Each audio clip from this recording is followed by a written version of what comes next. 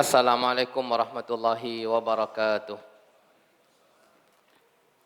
Alhamdulillahirabbil alamin wa usalli wa usallim ala nabiyyina Muhammadin wa ala alihi wa ashabihi wa man tabi'ahum bi ihsanin ila yaumiddin, amma ba'du. Para hadirin Bapak Ibu yang dirahmati Allah Subhanahu wa taala, alhamdulillah atas kemudahan yang Allah berikan kepada kita bisa melanjutkan pembahasan kita kitab Bulughul Maram karya Al-Hafidz rahimahullahu taala. Semoga duduk kita di sini mempelajari kitab tersebut bernilai pahala di sisi Allah Subhanahu wa taala. Kemudian salawat dan salam untuk Nabi kita Muhammad sallallahu alaihi wasallam, semoga selalu tersampaikan kepada beliau, kepada sahabat beliau, kepada keluarga beliau dan orang-orang yang mengikuti jalan beliau. Baik para hadirin yang dirahmati Allah Subhanahu wa taala, kita lanjutkan pembahasan kita hadis yang berikutnya. Itu hadis di sini nomor berapa ya? Ini beda-beda. Hadis 576. Hadis 576. Tentang masalah konsep yaitu bermuamalah dengan si mayat. Wa an Aisyah radhiyallahu anha anna Rasulullah sallallahu alaihi wasallam qala kasru azmil mayyiti ka kasrihi hayyan. Mematahkan, merusak tulang si mayat seperti sama dengan merusak tulang dia ketika dia masih hidup. Fil ismi, di dalam masalah dosa. Kita lihat para hadirin hadis 576.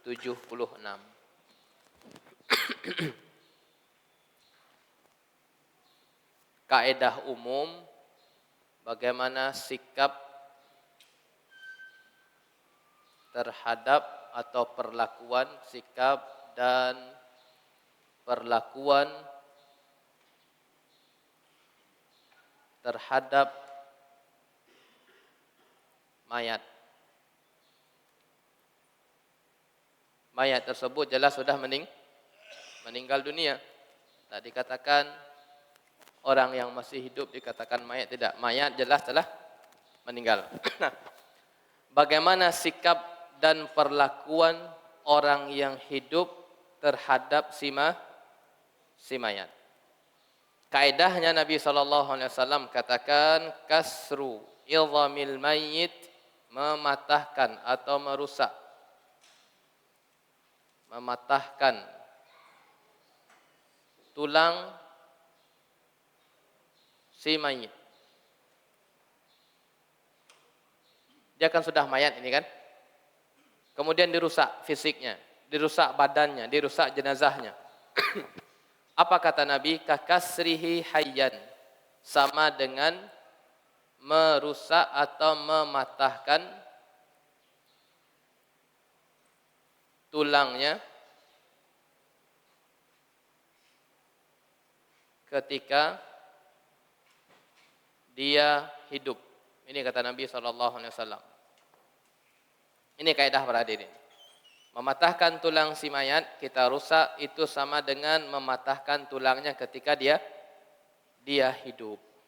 Para ulama mengambil kaedah dari hadis ini, kaedahnya adalah kullu ma yu'dhihi hayyan, semua tindakan yang menyakitkan, semua tindakan yang menyakitkan ketika dia hidup, semua tindakan yang menyakitkan ketika dia hidup sama dengan menyakitkan ketika dia telah meninggal. Ini kaidah. Ini disebutkan oleh Syekh Atiyah rahimahullah. Semua tindakan yang menyakitkan dia ketika hidup, para hadirin kan tidak boleh kita menyakiti orang yang sedang hidup, maka perbuatan, tindakan, perlakuan tersebut yang kita berikan kepada orang yang telah meninggal pun juga terlarang. Contoh dari kaedah ini. Ini kaedah ini sangat, para hadirin ambil kaedah ini. Kemudian praktekkan di lapangan. Semua tindakan yang menyakiti, yang menyakitkan ketika dia hidup, maka juga terlarang ketika dia telah meninggal. Contoh. Ini kaedah kalau contohnya sangat banyak. Sekedar contoh. Ketika hari sangat dingin sekali. Sangat dingin. Sangat dingin. Air dingin untuk memandikan.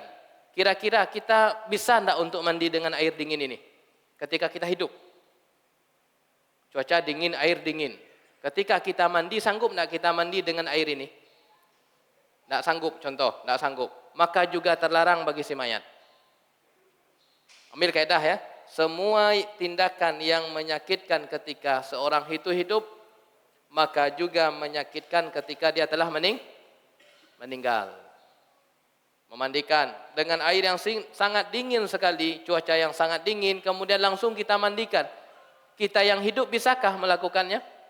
Tidak bisa. Maka orang si mayat pun juga tidak boleh diberlakukan. Ketika seorang itu mengangkat jenazah, diampehan, menyakitkan ketika dia hidup? Menyakitkan. Maka ketika dia telah meninggal pun juga sama. Contoh, ambil kaedah sekali lagi para hadirin, ambilkah kaedah. Kira-kira perbuatan ini kalau dipraktekkan ketika dia hidup, sakit tak kira-kira? Oh, sakit. Maka juga terlarang ketika dia telah meninggal. Nabi katakan, mematahkan tulang orang yang hidup sakit tak? Sakit. Maka mematahkan tulang orang yang meninggal pun juga demikian. Ini kaedah. Inikah kaedah? Oleh karenanya bagaimana sikap perlakuan terhadap si mayat? Sikapnya adalah semua tindakan yang menyakitkan dia ketika dia hidup sama dengan menyakitkan ketika dia telah meninggal. Contoh yang kedua. Contoh yang kedua. Para ulama menyebutkan dengan kaedah ini para hadirin otopsi. Otopsi contoh kedua. Otopsi itu diapakan tubuh si mayat? Ya, lebih parah lagi ya, dibedah, dibelah, diotak-atik tubuhnya, bahkan pada tingkat yang tinggi sampai dibedah. Dilukai ini para hadirin? Dilukai. Pertanyaannya, ketika melakukan tindakan melukai ketika orang hidup, apa hukumnya? Sakit atau tidak? Sakit. Maka juga berlaku untuk si mayat. Itu pada asalnya. Melukai orang ketika hidup sakit kan? Sakit.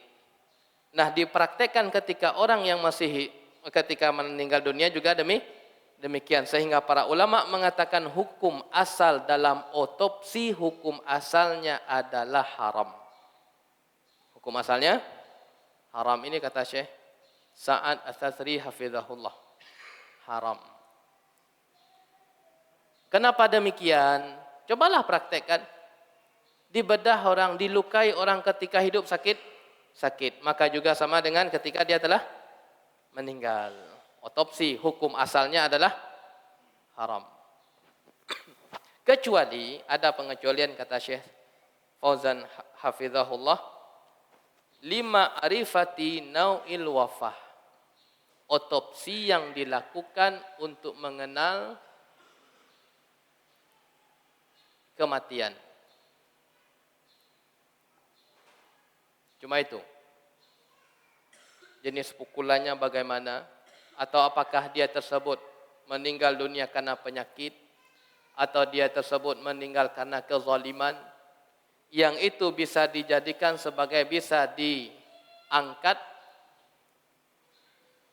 di hadapan di pengadilan.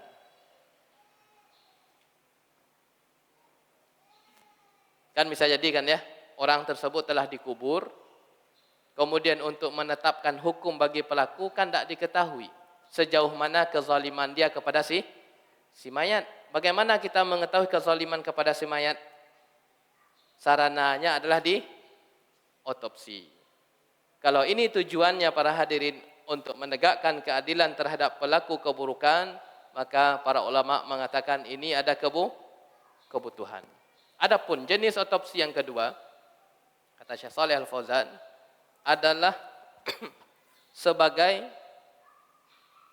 latihan tenaga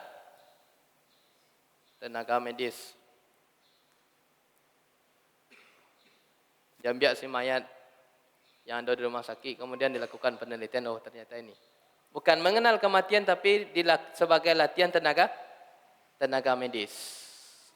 Beliau mengatakan, fahadha la yajuz. Kembali kepada hukum asalnya tidak boleh. Praktek yang dilakukan oleh orang tersebut mengotak-ngatik, membedah jenazah tersebut, itu hukumnya sama dengan ketika dia melakukan ketika dia masih hidup. Lalu bagaimana solusinya? Dikatakan oleh Syekh Ibnu Utsaimin rahimahullah, itu kalau sekiranya betul-betul butuh sekali kepada jasad manusia, beliau memberikan keringanan adalah kepada kafir harbi. Kafir harbi. Jasad kafir yang diperangi. Karena kafir itu ada 3, musta'man dan ahlu zimmah. Berarti para hadirin, selama dia muslim, apakah boleh jenazah dia tersebut diotak-atik? Jawabannya tidak diperbolehkan. Tidak diperbolehkan sama sekali. Meskipun dengan tujuan tenaga medis sebagai latihan, tidak boleh. Kembali ke sini. Jenazah muslim tersebut hidup dan matinya mulia. Ini tentang otopsi. Kemudian contoh yang ketiga adalah berwasiat atau sedekah tabarru' bil a'dha, mendonorkan organ.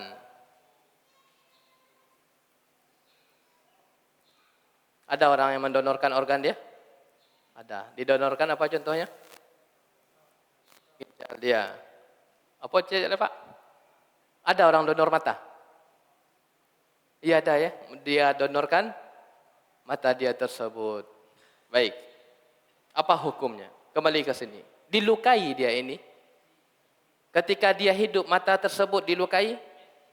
Dilukai. Ketika dia hidup, organ tersebut dipotong, diputuskan? Diputuskan. Nah, ketika itu para hadirin terlarang ketika dia masih hidup, maka juga terlarang ketika dia telah meninggal. Ini kaidahnya, prakteknya sini. Sebagaimana mendonorkan organ ketika dia hidup itu tidak diperbolehkan.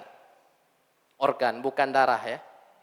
Kalau darah boleh. Kenapa demikian? Karena darah tersebut terjadi reproduksi. Sedangkan mata, kemudian ginjal, kemudian hati, di samping tersebut tidak diperbolehkan ketika dia masih hidup.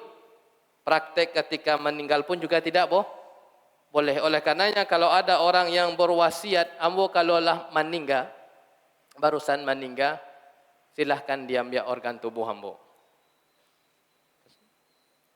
Hadis mengatakan apa? Tidak diperbolehkan, itu yang pertama. Sisi yang kedua, jasad ini jasad milik Allah. Jasad itu adalah titipan Allah. Para hadirin, ketika para hadirin menerima titipan, Pak, ambo numpang HP, sahkah para hadirin untuk memberikan kepada pihak lain? Anda mau titipan kah? Jaket, ambo titipkan jaket ambo, jaket udah. Tolong disimpan ya Pak, dijaga. Kemudian para hadirin berikan kepada orang lain. Apakah diperbolehkan? Tidak diperbolehkan.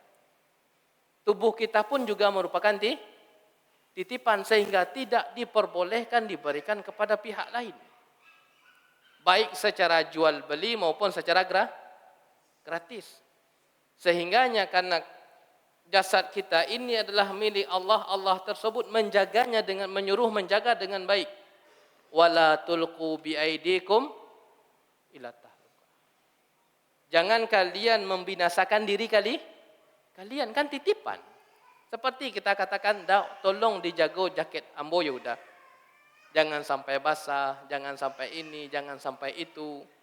Itu adalah wasiat perkataan orang yang punya jasad kita adalah Allah. Apa kata Allah tentang jasad kita? Wala tulqu biaidikum illa tahlukah. Jangan kalian binasakan diri kalian. Oleh karenanya apabila ada di situ konsumsi yang bisa memudaratkan tubuh kita, maka dia telah khianat. Maka dia khianat Allah. Suruh untuk menjaga tubuh. Jangankan itu para hadirin, memudaratkan tubuh kita dengan konsep taat saja. Nabi larang. Ketaatan wah.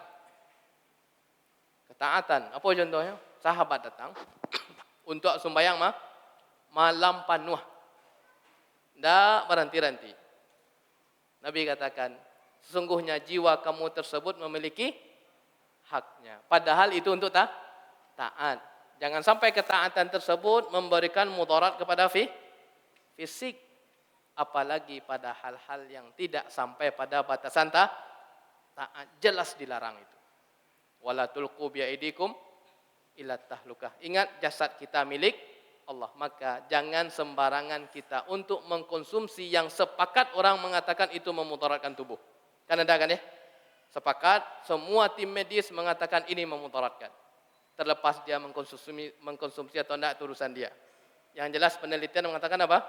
Bisa memudaratkan tubuh dia, maka dia tidak menjaga titipan tersebut dengan baik. Para hadirin yang dirahmati Allah Ta'ala.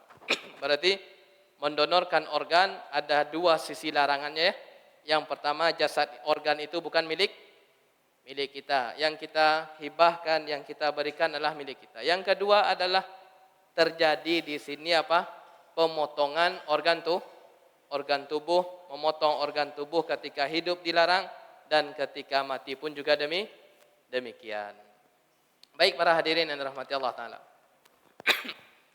Kalau contoh para hadirin, itu tidak bisa kita sebutkan, tapi para hadirin ambil kaedah. Semua perbuatan yang bisa menyakitkan ketika hidup juga berlaku ketika dia telah meninggal. Ini kaedah dasar. Oleh karenanya bisa kita praktekkan kaedah ini. Baik. Ini hadis 576. Sikap dan perlakuan terhadap si mayat. Kita lihat hadis yang berikutnya. Tentang konsep kuburan. Konsep kuburan. 577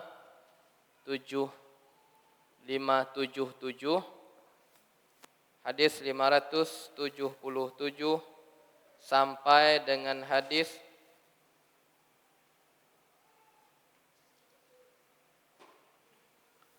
580. Ini berkaitan dengan masalah konsep kuburan. Konsep kuburan dalam syariat.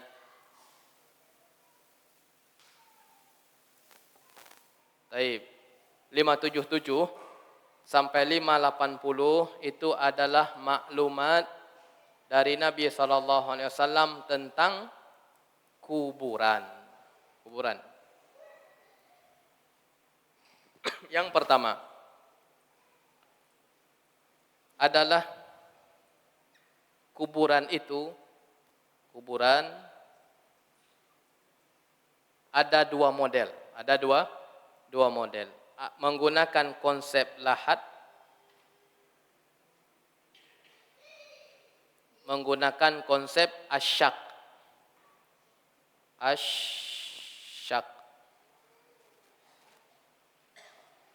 Kuburan itu dibentuk dengan dua model.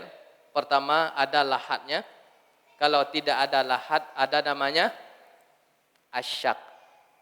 Keterangannya mana yang afdal Ustaz? Lahat atau syak? Kalau lahat kan kita sudah tahu ya. Itu miring kan? Itu namanya lahat. Kalau asyak tuh dibikinkan seperti parit. Di tengah. Itu namanya apa? Syak, digali lagi. Jadi seperti mana gambarannya? Kuburan kan? Kita susah juga menggambar. Kemudian di tengah tersebut diapakan? Digali lubang. Digali lagi lubang seukuran apa? Seukuran badan. Kalau lahat di mana? Di samping, di pinggir. Kalau syak di mana? Di tengahnya itu. Itu namanya syak. Di antara dua tipe ini para hadirin, manakah yang lebih afdal pada asalnya? Yang lebih afdal pada asalnya itu adalah kuburan dengan konsep menggunakan lahat. Keterangannya adalah sahabat Sa'ad bin Abi Waqqas itu pernah berwasiat. Berwasiat ya. Berarti ucapan ini beliau katakan sebelum beliau meninggal. Oleh karenanya para hadirin, kalau ada suatu hal yang perlu untuk disampaikan kepada ahli waris, maka sampaikan. Kalau ada yang dirasa perlu, seperti sahabat ini. Sahabat Sa'ad bin Waqqas merasa perlu untuk menyampaikan wasiat kepada keluarganya. Oleh karenanya apabila para hadirin merasa perlu untuk menyampaikan wasiat, sampaikan. Apa wasiat Sa'ad bin Abi Waqqas? Beliau mengatakan, alhidu li lahda. Ketika aku meninggal dunia, bikinkan untukku adalah lahat. Bikinkan lahat untukku. Karena kemungkinan kalau orang meninggal dikasih apa? Syak. Tanpa lahat. Sehingga sahabat Sa'ad mengatakan, bikinkan lahat untukku. Kenapa demikian? Beliau mengatakan, kama suni'a bi Rasulillah. Sebagaimana yang telah dilakukan untuk Rasulullah. Sebagaimana praktek untuk Rasulullah. Berarti para hadirin, sahabat Sa'ad mengatakan, kuburan Rasulullah itu diapakan? Lahat atau syak? Dilahat. Sehingga sahabat Sa'ad itu berwasiat kepada orang yang hidup. Kalau saya telah meninggal dunia, bikinkan lahat untuk diri saya. Sebagaimana praktek itu untuk Rasulullah sallallahu alaihi wasallam, sehingga Nabi secara lisan mengatakan al-lahdu lana. Konsep kuburan menggunakan lahat itu adalah milik kami. Wasyaqqu li ghairina. Sedangkan syak di tengah tersebut ditujukan kepada selain kami. Baik para hadirin yang dirahmati Allah Ta'ala. Berwasiat ya. Kalau para hadirin sekali lagi ada suatu hal yang perlu disampaikan, maka sampaikan melewati wasiat. Adapun syak, kapan dipilih metode syak? Yang di tengah ya. Digalikan di tengah namanya syak. Al-Imam Nawawi rahimahullah mengatakan, dipilih metode syak apabila konsep lahat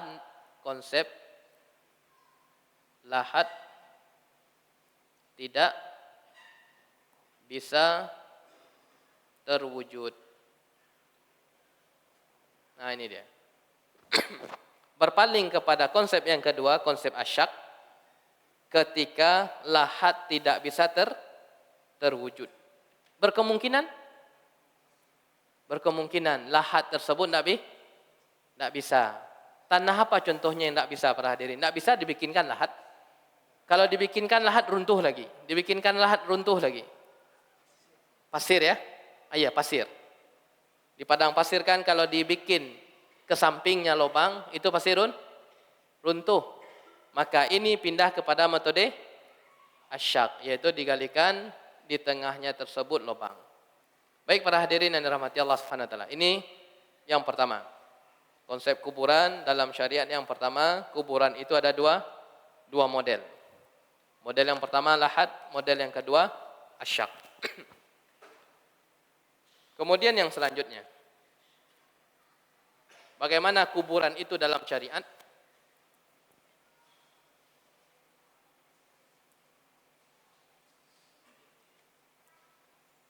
Kuburan dalam syariat yang kedua adalah boleh ditinggikan sejengkal dari tanah galian.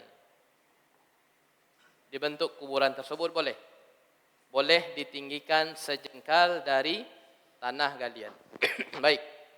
Keterangannya adalah hadis yang diriwayatkan dari sahabat Sa'ad juga. Dalil Baihaqi yang dikeluarkan oleh Imam Baihaqi, beliau mengatakan wa rufi'a qabruhu 'alal ardi, kuburan beliau, sahabat Sa'ad mengatakan kuburan beliau siapa kira-kira? Rasulullah. Tadi apa? Kuburan beliau menggunakan konsep lahat. Sekarang Sa'ad masih bercerita, sahabat Sa'ad masih bercerita. Kuburan beliau rufi'a qabruhu, ditinggikan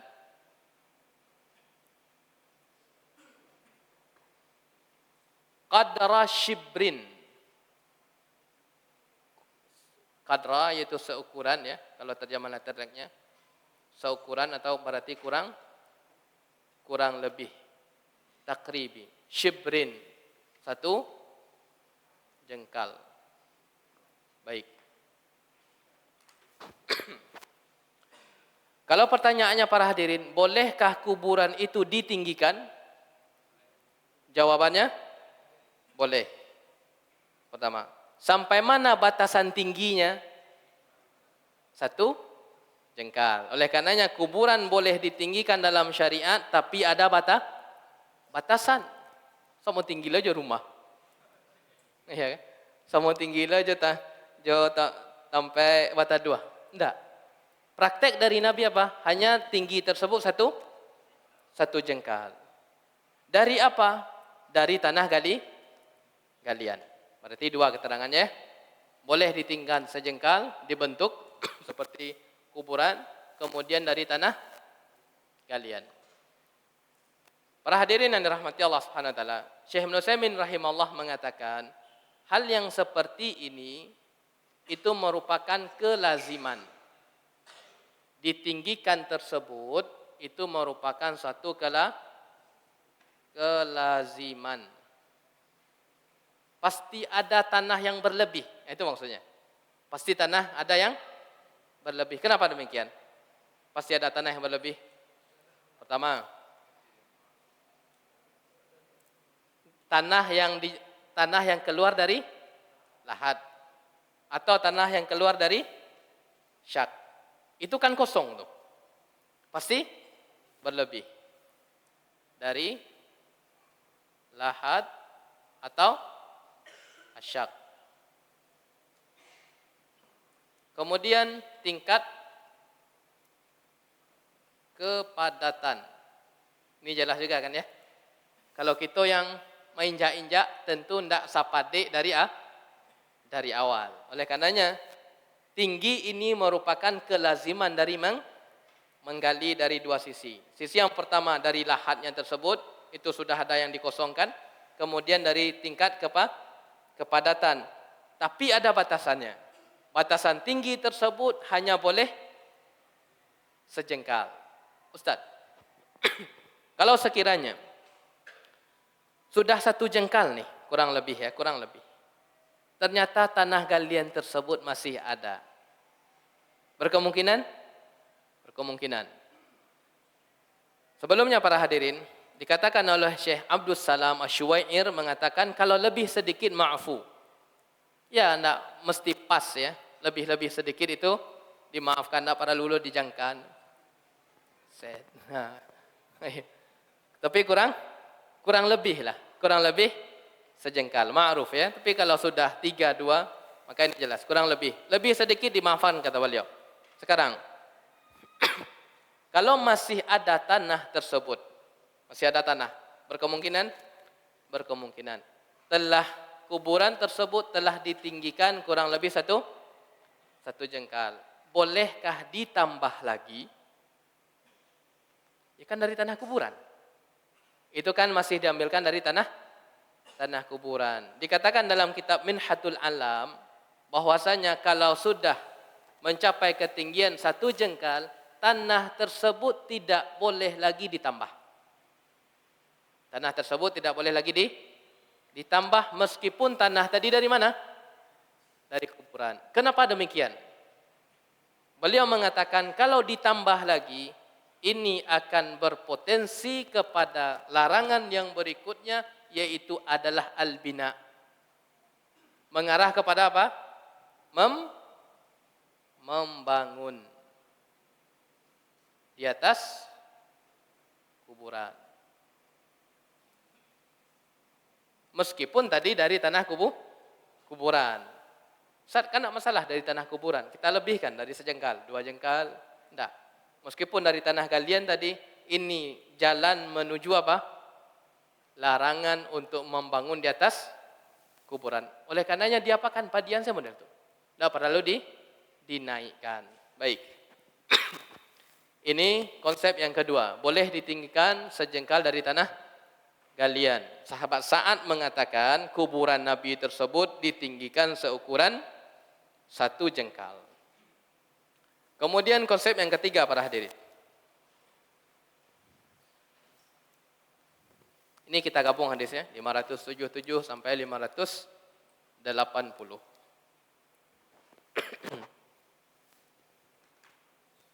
Yang ketiga, bagaimana lagi kuburan dalam pandangan syariat itu bagaimana? Yang ketiga adalah tidak boleh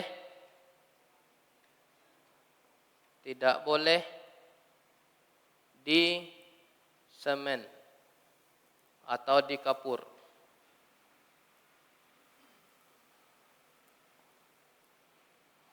Tidak boleh ini. Kemudian tidak boleh dibangun.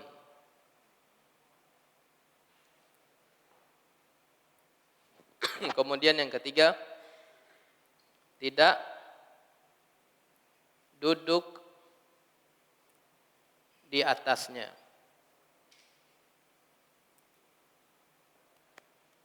Bagaimana kuburan? Tidak boleh disemen para hadirin. Tidak boleh disemen. Bagaimana kuburan? Tidak boleh dibangun. Oleh karenanya para hadirin, semua dua hal ini yang berpotensi kepada menyemen kuburan atau membangun kuburan, maka itu dilarang. Tidak sesuai dengan petunjuk Nabi SAW. Kita lihat sabda Nabi SAW, hadis yang diriwayatkan oleh Imam Muslim. Hadis yang diriwayatkan oleh Imam Muslim, ternyata ada keterangannya.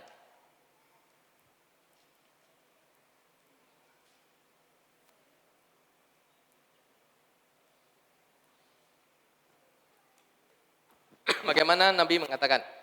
Naha Rasulullah sallallahu alaihi wasallam. Rasulullah naha. Apa artinya naha? Melarang. Kalau dilarang para hadirin berarti tidak boleh. Tidak boleh. Nabi malah melarang. Naha Rasulullah sallallahu alaihi wasallam. Rasulullah melarang. Hadis riwayat Muslim. Melarang tentang apa? An yujassasal qabru. Kuburan tersebut disemen atau dikapur. Kemudian wa an yubna alaih, dibangun di atasnya.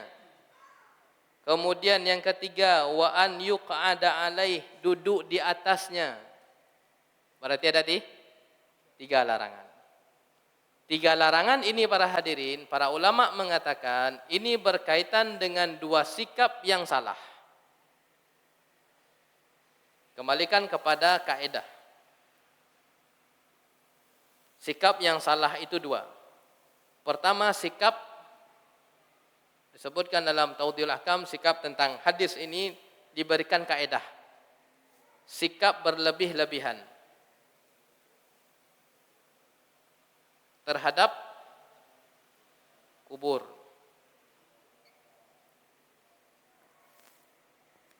Baik. Lawan dari berlebih-lebihan apa berarti? Ihanah. Yaitu sikap ihanah itu apa ya? Menghinakan. Tidak memuliakan kuburan. Baik. Mana sikap yang menghinakan para hadirin? Di antara yang tiga ini. Duduk di atasnya. Duduk ada di kepala orang kira-kira. Kawan aku sedang obat yang duduk ada di kepala orang semua. Ayo, ini dia. Oleh karenanya para hadirin, semua sikap yang menghinakan itu dilarang. Membuang sampah di situ boleh ya? Tidak boleh. Meskipun tidak ada di hadis ini. Kembalikan kepada konsep apa? Menghinakan. BAK di situ boleh? Tentu jelas tidak boleh. Menghinakan. Berlebih-lebihan terhadap mana ini kira-kira? Dua hal ini. Dua hal. Menyemen kemudian membangun, ini adalah al-ghulu. Masuk ke dalam kategori berlebih-lebihan. Oleh karenanya yang tepat, apa yang tepat tentang konsep kuburan?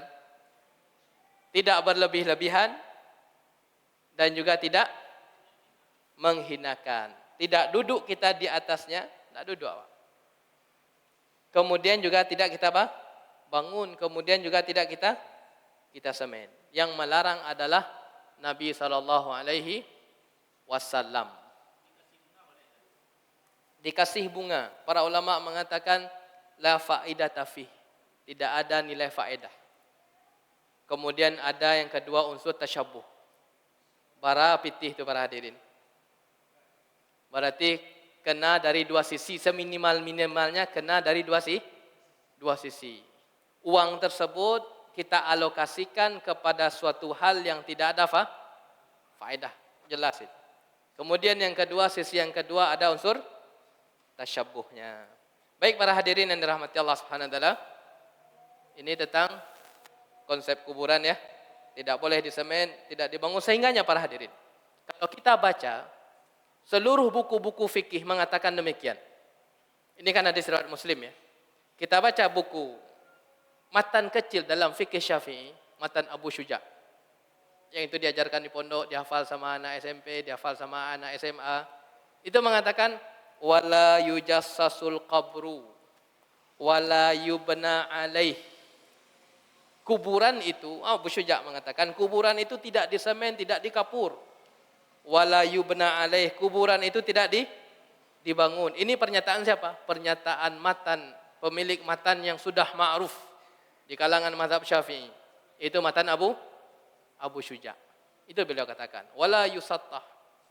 Itu tidak disemen, tidak dibangun. Baik para hadirin yang dirahmati Allah Ta'ala. Tadi hadis tersebut 3 larangan tadi ya. Menyemen, kemudian membangun, kemudian duduk di atasnya adalah hadis riwayat Muslim ya. Kemudian kita baca para hadirin perkataan para ulama pensyarah hadis tersebut, terkhususnya ulama dari kalangan mazhab Syafi'i. Di dalam kitab tadi kita katakan, di dalam kitab matan Abu Syuja, beliau mengatakan rahimahullah wa yusattahul qabru. Kubur itu mesti diratakan. Wala yubna alaih, tidak boleh dibangun di atasnya. Wala yujassas, dan juga tidak boleh dikasih semen, dibangun dengan semen. Kemudian Imam Nawawi mengatakan dalam syarah Sahih Muslim, beliau katakan dengan hadis tadi, yang sesuai dengan ajaran Rasulullah, kata Imam Nawawi rahimahullah, kubur itu tidak ditinggikan dari atas tanah kecuali sejengkal. Yang dibolehkan hanyalah meninggikan 1 jengkal dan hampir dilihat rata dengan tanah. Inilah pendapat dalam mazhab Syafi'i dan yang sepemahaman dengannya.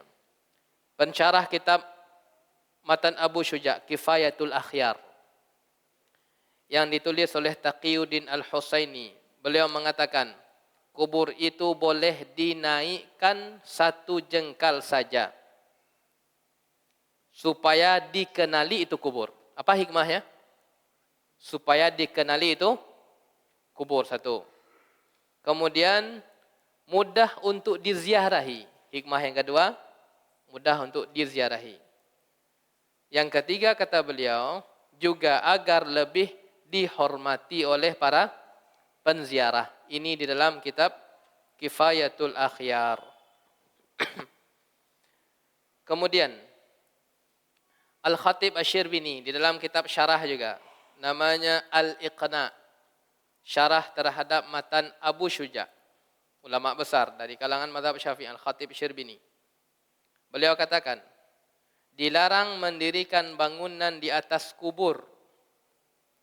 Begitu pula dilarang memberi semen pada kubur. Karena beliau katakan para hadirin, kenapa demikian? Beliau patuh terhadap sunnah Nabi. Beliau patuh dan ikuti perkataan Nabi. Karena ada hadis larangan dalam Sahih Muslim. Itu yang kita baca tadi ya. Beliau katakan, Al-Khatib Syirbini mengatakan, dilarang mendirikan bangunan di atas kubur. Begitu pula dilarang memberi semen pada kubur. Kenapa alasannya? Alasannya cuman beliau katakan sami'na wa ta'na. Kami dengar, kami patuh. Alasannya beliau katakan karena ada hadis larangan dalam Sahih Muslim, selesai. Tidak ada hikmah yang lain kecuali Nabi larang. Beliau tidak memberikan hikmah-hikmah yang lain. Apa hikmahnya? Cukup beliau katakan Nabi sudah larang demikian. Ini beliau katakan di dalam kitab Al-Iqna, syarah matan Abi Syuja'. Oleh karenanya para hadirin, yang benar ya seperti dikatakan oleh Nabi, kemudian disyarah oleh para ulama. Yang kita sampaikan tersebut diantaranya, bahkan seluruhnya tadi, itu semuanya ulama dalam mazhab Syafi'i. Ulama yang mensyarah kitab matan Abi Syuja'. Baik para hadirin yang dirahmati Allah Subhanahu wa taala. Ya, Pak.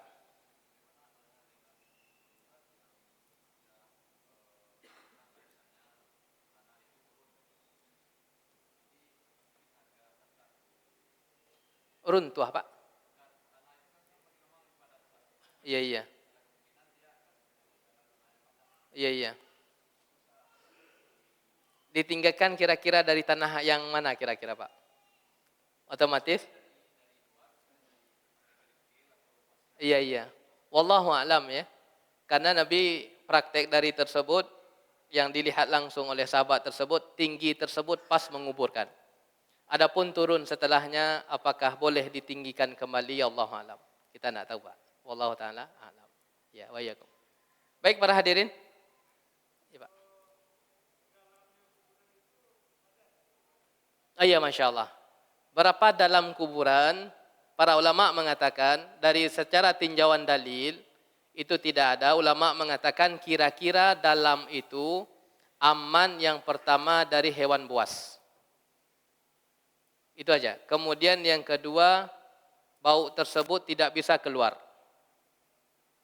Hewan buas satu, kemudian ada manusia buas berarti? Iya, penggali kuburan. Hewan buas kemudian apa? Aman dari aroma busuknya. Berapa kira-kira? Ya Allah a'lam. Artinya para hadirin, untuk batasan sekian dalamnya secara kaedah baku, itu para ulama mengatakan tidak ada. Tapi kembalikan kepada dua hikmah tadi, seperti itu, Pak. Wallahu a'lam. Ya, Pak. Sama, Bang. Gotong. Ya di situ, Bang, dia di areanya, Bang, di jalan tersebut. Melangkahi, menginjak sama. Itu bagian dari ihanah. Masuk ke dalam apa? Menghinakan. Iya, kembali kepada dua hal tadi. Apapun prakteknya, itu kembalikan kepada berlebih-lebihan. Yang kedua, kembalikan kepada menghinakan. Nah, seperti itu, Bang. Wallahu a'lam.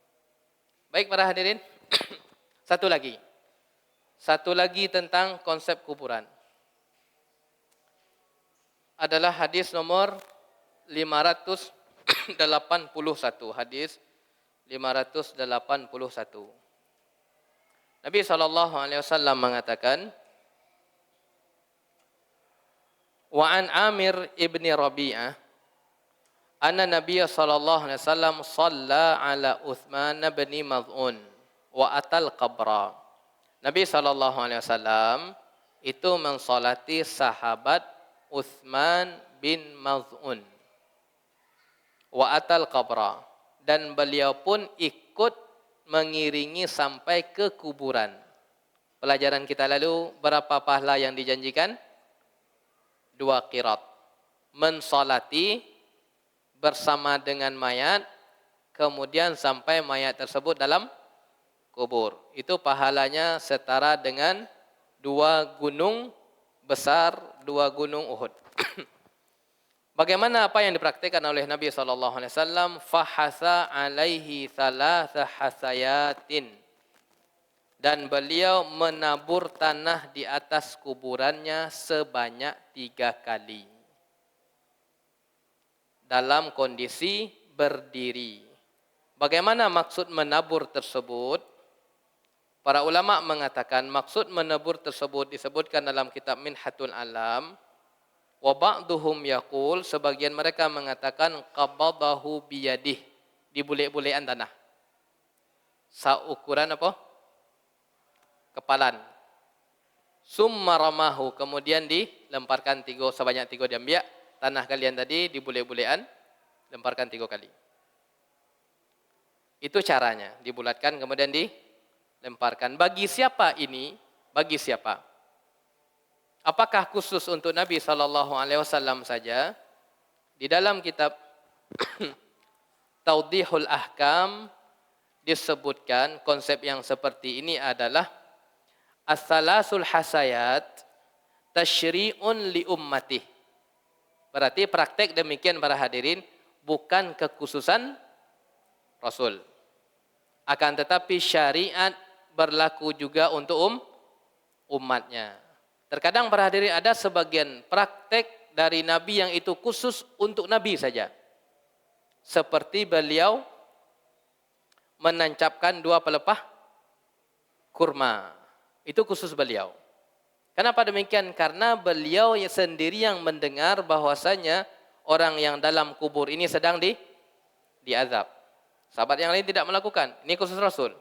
Adapun mengepal-ngepal tanah, kemudian ditaruh di atas kuburan, para ulama mengatakan di dalam kitab Tawdihul Ahkam tasyri'un li ummatih, merupakan syariat bagi umatnya.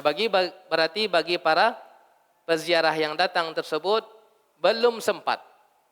Man lam yatawallad dafna, barang siapa yang tidak ikut menguburkan, yustahabbu lahu ayyahtu salasa hasayatin, tidak sempatnya ikut andil dalam menguburkan, maka dianjurkan bagi dia tersebut untuk mengepal tanah kalaulah selesai.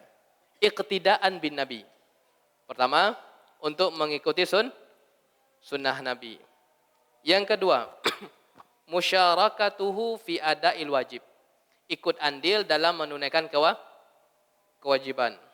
Kemudian hikmah yang ketiga, itu adalah tazkiran lil maut. Untuk mengingat kematian di kana-kana. Itu akan kembali kepada kubur. Baik para hadirin yang dirahmati Allah Subhanahu wa taala, satu hadis lagi. Dengan ini kita tutup. Kan tadi Nabi SAW berarti prakteknya secara urut berarti. Prakteknya secara urut. Lah selesai di kuburan, orang yang tidak ikut tadi menguburkan, dia disunahkan untuk mengepalkan tanah sebanyak 3 karena mengikuti sunnah. Kemudian hadis yang berikutnya para berarti kan orang-orang tersebut akan kembali pulang. Nabi katakan SAW, itu adalah hadis yang 582. Nabi katakan, "Kana Rasulullah sallallahu alaihi wasallam idza faragha min dafnil mayyit." Rasulullah kalau sudah selesai menguburkan mayat. Ini para hadirin, maklumat ini harus kita ketahui, penting. Karena bisa jadi kita sampai ke perkuburan. Doa apa yang diajarkan oleh Nabi? Doa apa yang diajarkan oleh Nabi? Berarti apa? Sudah dikuburkan, sudah ditanam. Tinggal pulang. Nabi katakan, "Istaghfiru li akhikum." Yang pertama adalah apa? Mintakan ampun. Apa lafalnya? Syekh Ibnu Utsaimin mengatakan, Allahumma ighfir lahu. Allahumma ighfir lahu, Allahumma ighfir lahu. Kalau selesai kepada hadirin, kita akan pulang. Kemudian yang kedua, was'alu lahu tasbit. Mintakan kekokohan. Kekokohan dalam apa berarti? Dalam menjawab pertanyaan, subhanallah. Mintakan kekokohan. Apa redaksi doanya? Beliau mengatakan Allahumma sabbithu. Apa? Allahumma sabbithu. Kalau istighfar apa? Allahumma firlahu. Kemudian kalau untuk minta kekokohan, Allahumma sabbithu. Para hadirin, ini hadirkan. Kenapa demikian? Fa innahul an yus'al. Karena dia sebentar lagi akan ditanya. Baik. Bukan doa yang lain, Rabbana. Ini kemana hadis yang seperti ini? Di antara redaksi doa yang kita dengar, saya kan kita hadirkan ya. Apakah ada dibaca secara keras? Tidak ada kan? Tidak ada. Jauh dari ya, bisa jadi doanya kan keras, kita mendengarkan ya, bisa jadi. Apakah ada ini dibaca? Tidak ada dibaca. Padahal Nabi mengatakan apa? Ini yang diajarkan, ini yang diarahkan oleh Nabi. Jangan pilih redaksi yang lain dulu, ini dulu. Ini dahulu didahulukan. Redaksi pilihan doa-doa yang lain, tapi yang diajarkan oleh Nabi secara langsung tidak diamalkan. Redaksi doanya banyak. Akan tetapi tidak ada satupun lafaz seperti ini kita mendengar. Nabi katakan apa? Kalau sudah selesai sebelum kalian pulang, itu kalian katakan apa? Allahumma firlahu, ya Allah, si mayat ini ya Allah, ampunilah dosanya ya Allah. Allahumma sabbithu, ya Allah, kokohkanlah dia ya Allah ketika menjawab, ketika berhadapan dengan fitnah kubur. Fa innahul an yus'al, karena dia sekarang ini akan ditanya. Oleh karenanya para hadirin, bagi kita yang hidup ketika hadir di kuburan, doakan ini. Doakan ini. Ustaz, sekarang ambo yang akan mendoakan orang seperti ini. Allahumma ighfir lahu, Allahumma sabbithu. Adakah ambo dapat balasan? Yang bisa jadi ketika ambo meninggal dunia, orang tidak mendoakan seperti ini. Ambo saja yang mendoakan. Yang pertama para hadirin, ketika kita mendoakan kebaikan tersebut, diaminkan oleh malaikat. Satu, diaminkan oleh malaikat. Walakal mislu, engkau juga mendapatkan seperti apa yang kau doakan. Satu, didoakan, diaminkan. Kemudian para hadirin, ketika kita mendoakan kebaikan untuk saudara kita masih hidup. Kita berada di kuburan, ini yang kita doakan. Apakah ada orang lain Ustaz yang akan mendoakan? InsyaAllah ada. Hal jazaul ihsan ilal ihsan. Bukankah kebaikan itu akan dibalas dengan kebaikan. Ini kaidah para hadirin. Al-ihsan, hal jazaul ihsan ilal ihsan. Kebaikan itu akan dibalas dengan kebaikan. Prakteknya para hadirin. Ketika para hadirin totalitas merawat orang tua, ketika sudah tua, akan ada anak yang totalitas juga merawat para hadirin ketika sudah tua. Tidak perlu untuk didiktekan. Nah, ingat orang tua ya, kalau sudah tua jangan dikasih ke panti jompo ya. Padahal hubungan dia dengan orang tua dia tersebut tidak baik. Didiktekan terus tidak. Tapi kalau sekiranya anak tersebut totalitas merawat orang tuanya yang sudah tua, anak pun juga akan ikut meniru. Hal jazaul ihsan ilal ihsan. Bukankah kebaikan engkau tersebut kepada pihak lain juga diberikan, juga dibalas dengan kebaikan yang serupa. Totalitas anak merawat orang tua tanpa didikte para hadirin. Anak tersebut akan merawat kita ketika kita sudah tua. Ketika kita sering mendoakan orang tua kita tanpa didikte, anak kita tersebut juga akan mendoakan kita. Hal jazaul ihsan ilal ihsan. Bukankah kebaikan yang kita lakukan kepada pihak lain juga dibalas dengan kebaikan. Oleh karenanya ketika kita mendoakan ini, jangan khawatir kita. Berarti Ustaz, kalau mau meninggal besok anak-anak ada orang meninggal mendoakan seperti ini enggak? Hal jazaul ihsan ilal ihsan. Satu, kemudian apa? Doa kebaikan yang kita ucapkan tersebut diamini oleh malaikat. Walakal mislu, untuk engkau seperti apa yang kau doakan. Baik para hadirin yang dirahmati Allah Ta'ala. Ternyata ada doa ya. Adakah doa pas dikuburkan? Maka jawabannya ada. Redaksinya apa? Allahumma gfir lahu, Allahumma sabbithu. Baik, semoga bermanfaat. Wabillahi taufiq wal hidayah. Assalamualaikum warahmatullahi wabarakatuh.